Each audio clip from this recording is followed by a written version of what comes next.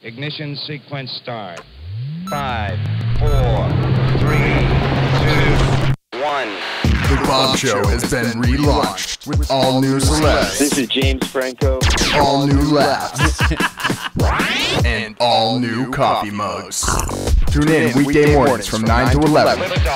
Only on UBN Radio.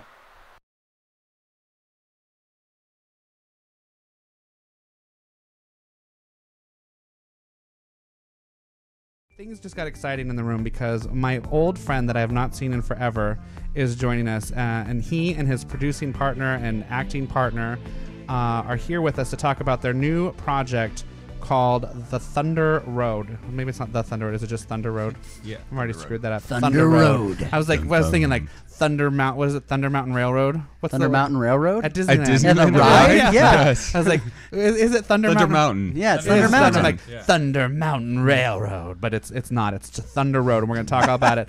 Please welcome. Equally as exciting. Please welcome to the show Matt Dallas and Steven Grayhm. Is it Graham? Like a cracker. I almost feel like I should say that again. It's Graham? Yeah. Like Graham, like graham cracker. Like graham cracker. Okay. Yeah. Please welcome Matt. How many times have I Let's heard go for that? it. Let's go for it. We can edit it I'm going in. to do it one more time because it's the power of editing. Please welcome Matt Dallas and Steven Grayhm. Thank you.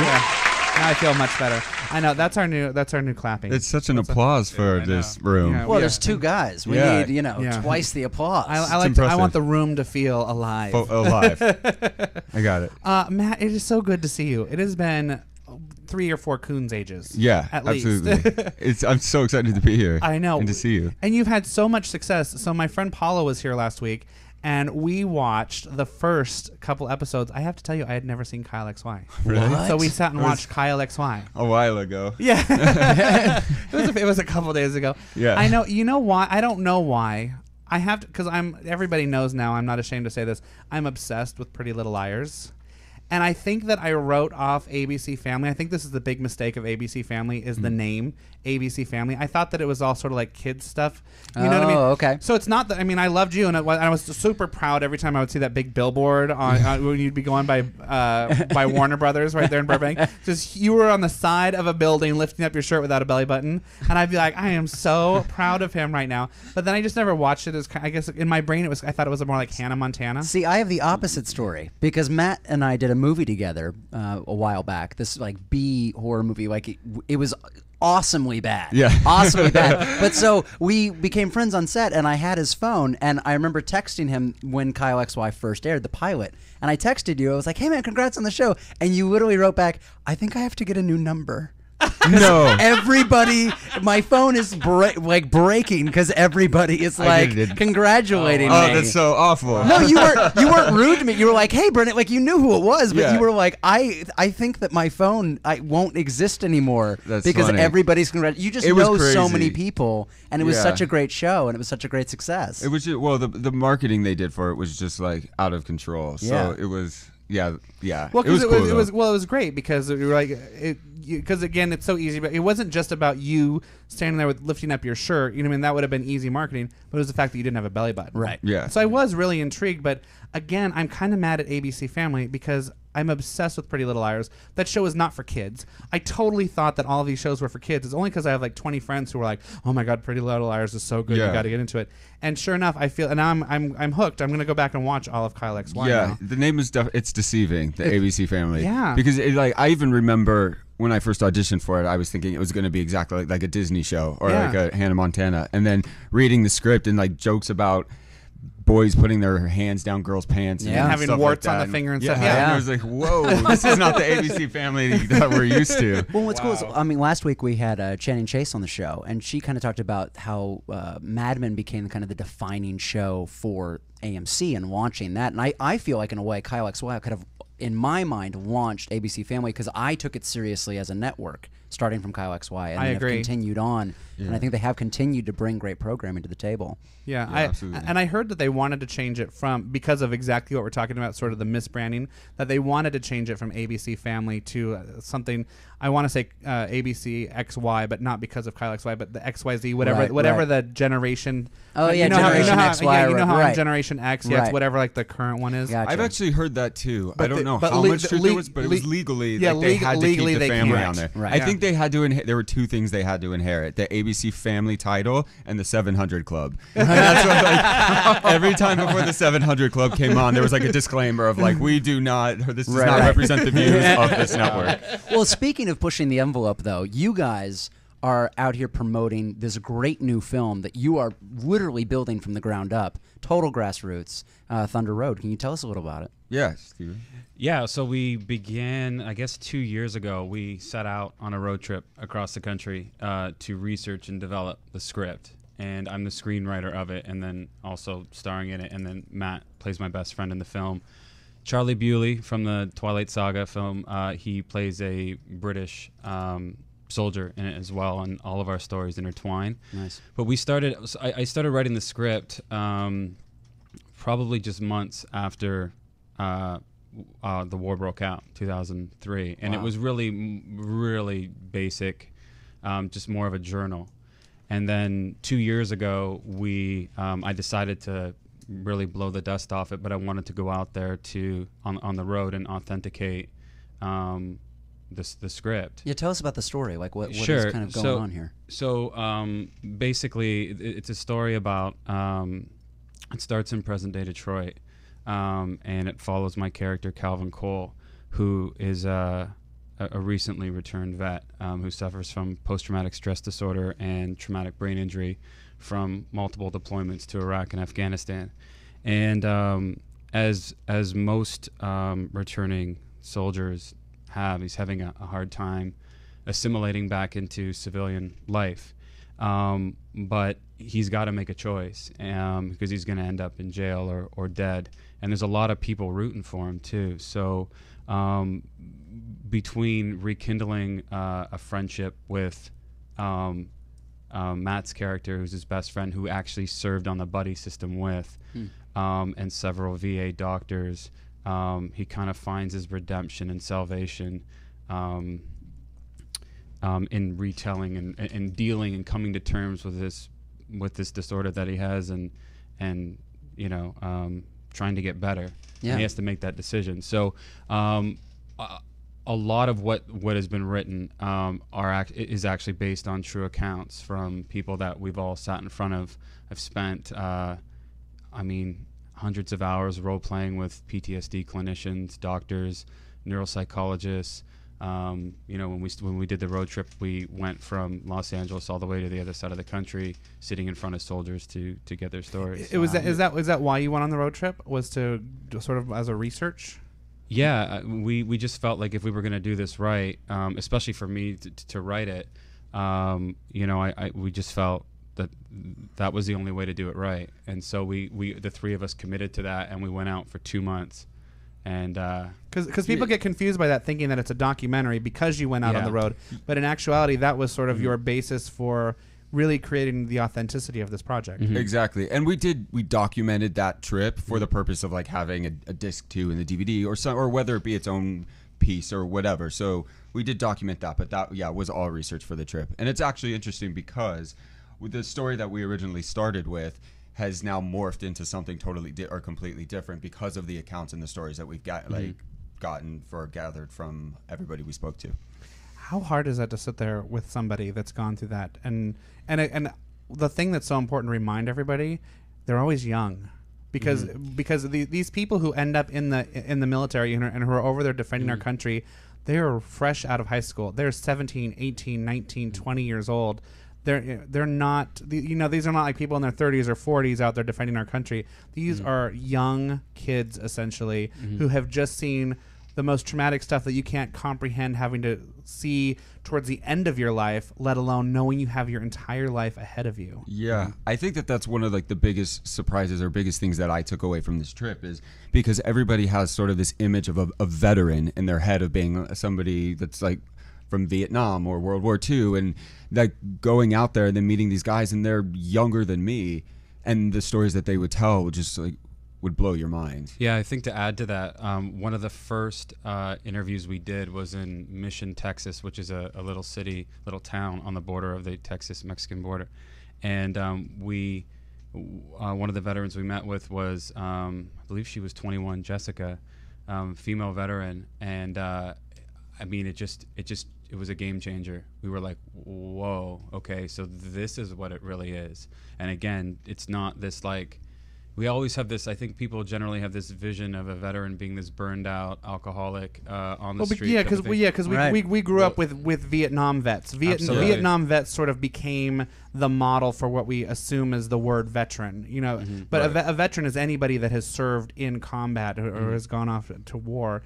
And especially, certainly my generation, I'm 39 years old. For me as a kid, because I was born in 74, so the people that were around me that had gone off to Vietnam, you know, they were all older. So yeah, that's what we got used to, was they were sort of old men. And that's what I mean by this concept that we have, that veterans are older. And it's like, no, they still have an entire life ahead of them of all of these demons that they've got to try to work through. Yeah, and what's crazy too is because of the technology now, we have more veterans returning than we ever have with condition, whether it be like PTSD but we have like so many guys coming back who have lost a leg or whatever it may be, but that normally would like in the past would have just died. But now, because we have the technology, they come home without limbs or whatever injury that they have, and they still have to move on with their life.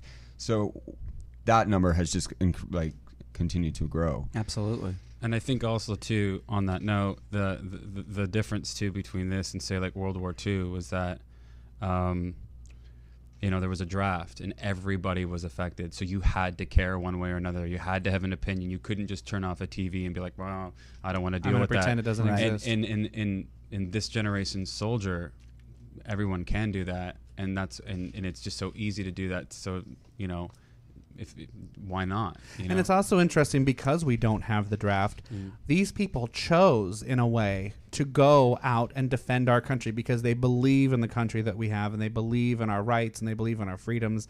And it's so brave and so selfless. And I know it's so easy for somebody to be like, well, that's stupid. Why would I want to do that? I'm just to stay here in my, you know, cushy little apartment and do my thing. Right. But it's some people's callings. And what breaks my heart, and I'm sure this is what we're also going to get to, is that when they return, just like we talked last week with Channing Chase about how we discard the elderly, we're no better to our veterans. We are no better to our veterans who have gone off and so selflessly given to protect us so that I can sit here and host my radio show, so you can go walk a red carpet, so you can, you know, so we can have craft service and have these sort of silly, decadent lives that we can't have if these people weren't doing this. And yet they come back and we almost pretend they don't exist. When they do become homeless on the streets, we don't look them in the eye. We don't say hi. We don't acknowledge them.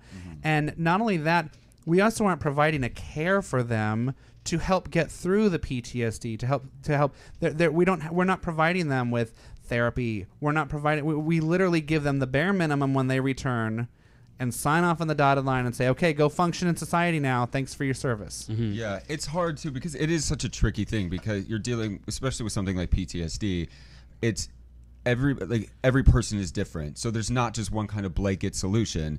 So it's difficult. So, and we're by no means trying to make like a political statement, but it's scary when you sit face to face with guys and they tell you about the solution for their issue is that they'll receive a box of pills every month, and they'll just chew pills and become zombies because that's the only way they can get through it, and they don't have the other like adequate support.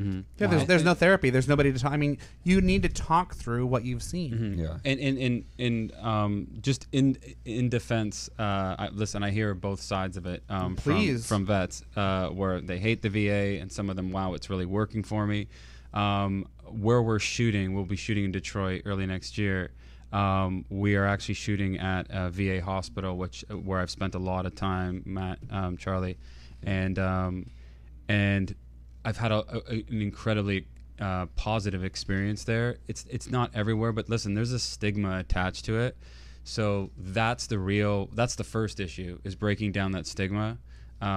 So people want to get help, because right now the stats are that I think there's 2.3 million veterans of the Iraq and Afghanistan wars, and I think it's 20 to 30% have PTSD and or depression, and that's just what's being reported. Yeah. So the real, and I do deal with this in the film, is that the first step is getting the help.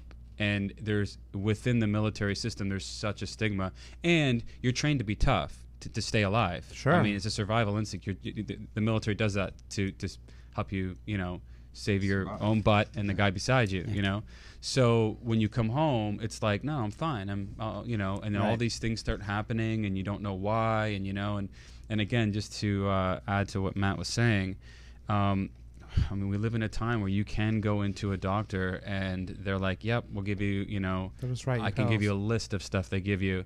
And they'll send it to you. They'll give you refills. I deal with this in the film. They'll give you refills every 3 months, every 6 months, and you get like a big bag of pills. And I'm telling you, I know a story where it's like some of the stuff is like what they give people in mental institutions to completely numb them out.